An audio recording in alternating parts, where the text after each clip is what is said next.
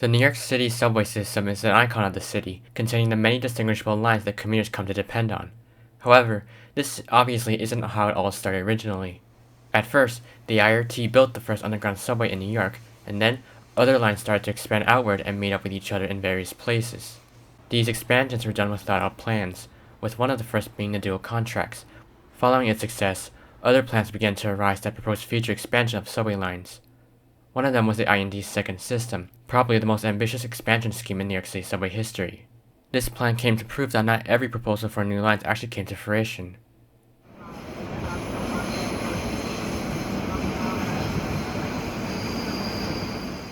Once construction on the 8th Avenue line commenced, the IND was starting to plan other lines in the other boroughs. In 1929, they came out with their first one. Unfortunately, there was one thing standing in its way. And then in 1939, the IND came out with a second version of their plan, which they hoped would become a reality. So I guess you could say that a track of bad luck impeded the IND's attempts to expand their subway lines. Fortunately, these lines were reconsidered in the MTA's Program for Action in 1968. However, there were also other lines and stations that were included in that, so I'll save it for another video. But for now, I'm going to list and briefly talk about the lines that were proposed for the IND's second system. So first off, we have, out of all lines, the 2nd Avenue subway, which so far has only one section open to this day. But the line itself was first proposed in 1929, and was not only meant to just run in Manhattan from 125th Street down to Wall Street, but was also planned to go into the Bronx and take over the Dyer Avenue line and the White Plains Road line, and also have its own branch called the Morris Park branch. The 2nd Avenue subway would also run into Brooklyn, utilizing Court Street Station, which is now the New York Transit Museum, and then it would run on the Fulton Street line. But it's crazy that after all the obstacles that the subway has gone through, from the Great Depression to World War II, and countless other delays, we only have 3 new stations on the line. However, this doesn't mean that other sections of the line were never started. Actually, throughout the 2nd Avenue, empty tunnels exist underground that hopefully will one day be used by trains. The one you see here is actually located right next to Grand Street Station, which, had the 2nd Avenue line extended down here, the side platforms would become island platforms instead. Next up, we have the South 4th Street subway, first proposed in 1929. This one has the most remnants you can see out of all the lines in the second system. This line was going to branch off the 8th Avenue line and run east across Manhattan and intersect East Broadway Station before heading to Brooklyn, where it would meet up with the G train at Broadway Station. Now, since it was going to branch off the 8th Avenue line, that means there are provisions on that line for the South 4th Street subway. Take an E train just before or after Canal Street Station and you can see those empty provisions.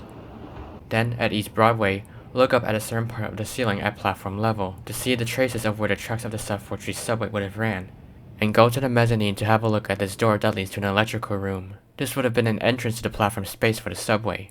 Finally, at Broadway Station on the G train, head to the north end of the southbound platform to see a gated-off area, which looked like it would have served as a passageway or mezzanine to take passengers to the South 4th Street subway platforms.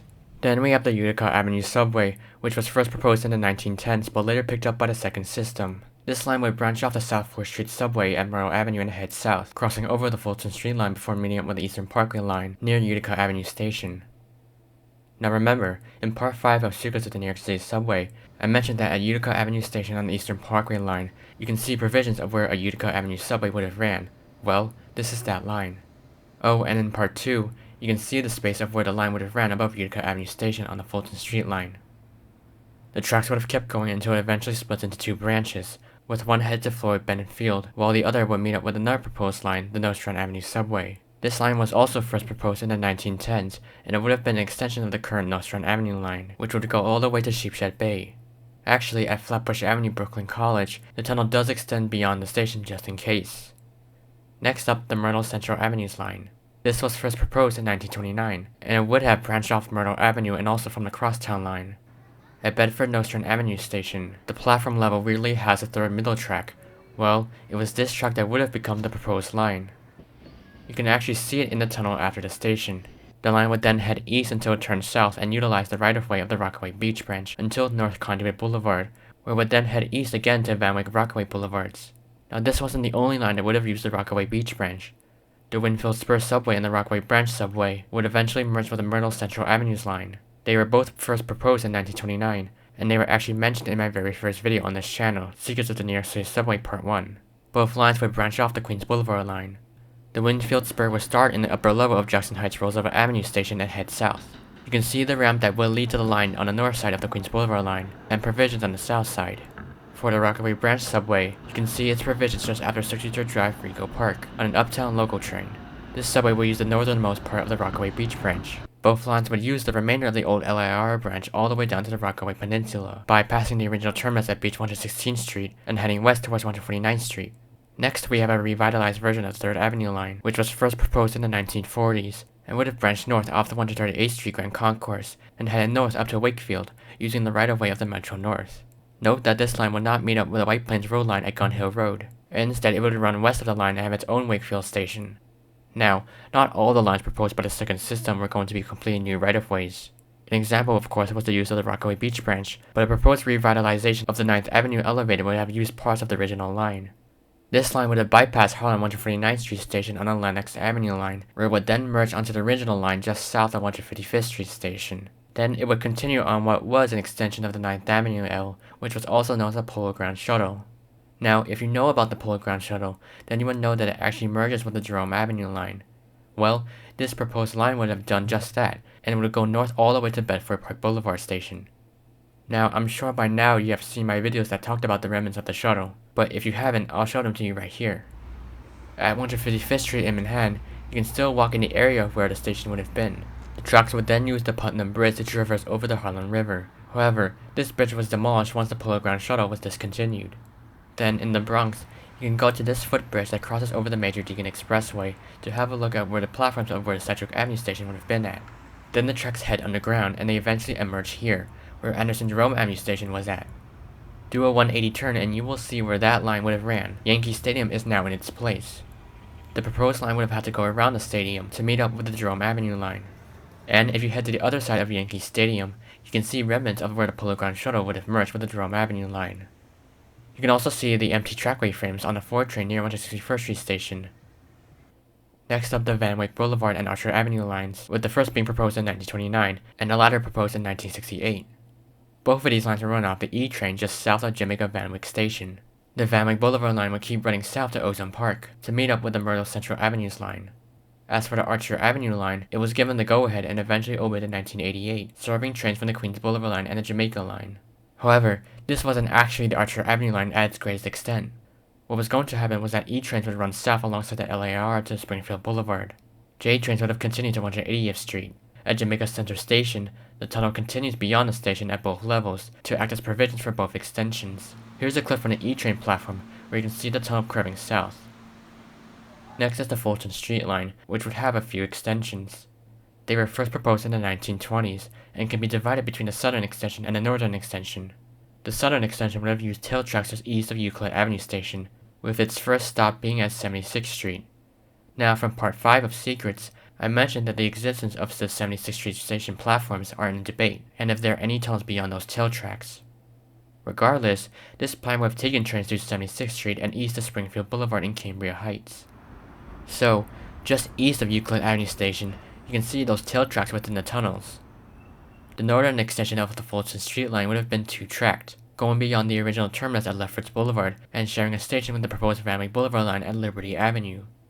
The line would have then continued until it split into two just before Dunkirk Street. One branch would have headed north to 168th Street in Jamaica, where the Jamaica line once ran to, and the other branch would have continued east towards Springfield Boulevard in Queens Village. Now, you may remember covering the Staten Island Tunnel in Part 2 of Secrets. Well, it was actually part of the second system. The Fort Hamilton line was first proposed in the 1920s. It would have branched off the Corville line just south of Fort Hamilton Parkway Station, and crossed under the West End line and the Sea Beach line before splitting into two. One branch would continue south to 86th Street in Bay Ridge, while the other branch would turn west. It would then have a connection to the 4th Avenue line just south of 59th Street Station before heading into the Staten Island Tunnel to meet up with the Staten Island Railway. At 59th Street Station on the 4th Avenue line, you can see the provisions for the Staten Island Tunnel that would have taken subway trains to the island. I'm gonna be honest, I would have liked to see this actually completed as it would have been more convenient for people instead of having to take a ferry. Now you may have heard about proposals to extend the Flushing line east beyond Main Street. Well, the idea of this actually dates back to the second system in the 1920s. The extension would be comprised of two sections. One of them would take the line north to 11th Avenue and then west to College Point Boulevard, while the other section would continue east to 221st Street in Bayside. It's worth mentioning that there aren't any provisions for the extension of Flushing Main Street because the tracks end with a bumper block at the platform, and the mezzanine itself is directly in front of it. I also want to mention that there were proposals for the IND to use the right-of-way of the LIR's Whitestone branch. However, this proposal was not part of the second system, nor was it going to be part of the Flushing Line extension. Next up is the Long Island City Horse Harding Line, which was first proposed in 1929. This line would have run through the north of Queens and would have had several connections to already existing subway lines. First is the Broadway line in Queens, in which the line would have branched off northward. The line would have also been part of an extension of the Astoria line. After Ditmore's Boulevard station, the track would have continued to meet up with the proposed line itself. The line would then head east, running south of LaGuardia Airport before dipping south and intersecting with the Flushing line before turning east again.